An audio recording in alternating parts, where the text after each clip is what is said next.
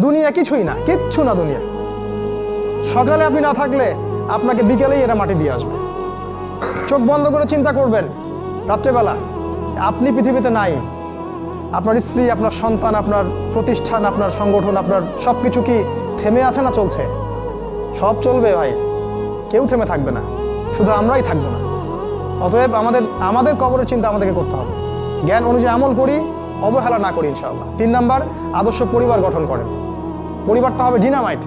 রাষ্ট্র বিশ্ব কই যায় যাক, আপনার পরিবার যেন ইসলামের আদর্শের উপর থাকে।